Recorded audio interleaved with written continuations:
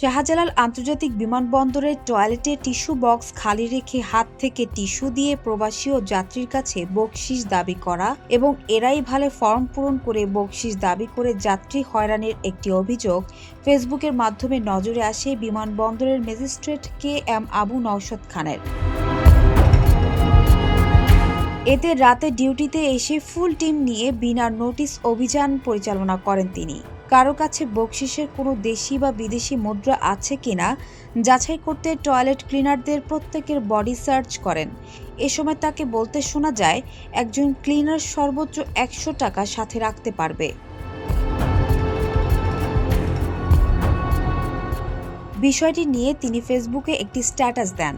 তাতে তিনি লিখেন, টয়লেটে টিস্যু না পাওয়ায় দায়িত্বপ্রাপ্ত ব্যক্তির ডিউটি তাৎক্ষণিক বাতিল করা হয়েছে এবং টিস্যু না রাখার অপরাধে চুক্তিবদ্ধ প্রতিষ্ঠানের ম্যানেজারকে 30,000 টাকা জরিমানা করা হয়েছে। তবে চেক করে কোনো ক্লিনারের কাছে বকশিশের টাকা পাওয়া যায়নি বলে জানান ম্যাজিস্ট্রেট। তবুও সকল ক্লিনারকে ডিউটিতে আসা এবং যাওয়ার সময় বকশিশ নিয়েছে কিনা বডি চেক করে নিশ্চিত করতে নির্দেশনা দেন তিনি। কেউ যদি বিনা কারণে যাত্রী বা প্রবাসীদের হয়রানি করে তবে টার্মিনাল 1-এ অবস্থিত এয়ারপোর্ট ম্যাজিস্ট্রেট কোর্টে প্রমাণসহ অভিযোগ করতে বলেন নওশাদ খান।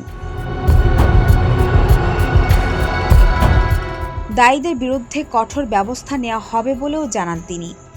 তিনি আরও লিখেন, সবাই মিলে সচেতন হলে এয়ারপোর্ট আরও ভালো থাকবে। যে কোনো হয়রানি বা যাত্রী অধিকার লঙ্ঘন হলে এয়ারপোর্ট ম্যাজিস্ট্রেটকে পাশে পাবেন। ভালো থাকুক আমাদের যাত্রীরা, ভালো থাকুক আমাদের এয়ারপোর্ট, ভালো থাকুক আমার বাংলাদেশ। এই অভিযানের পর প্রশংসায় ভাসছেন তিনি। কমেন্টসে সবাই তাকে অভিনন্দন জানাচ্ছেন, দোয়া করছেন, বলছেন আপনার মতো সৎ অফিসার থাকলে বন্ধ হবে এয়ারপোর্টের যাত্রী হয়রানি। নিউজ ডেস্ক, জনতা টিভি।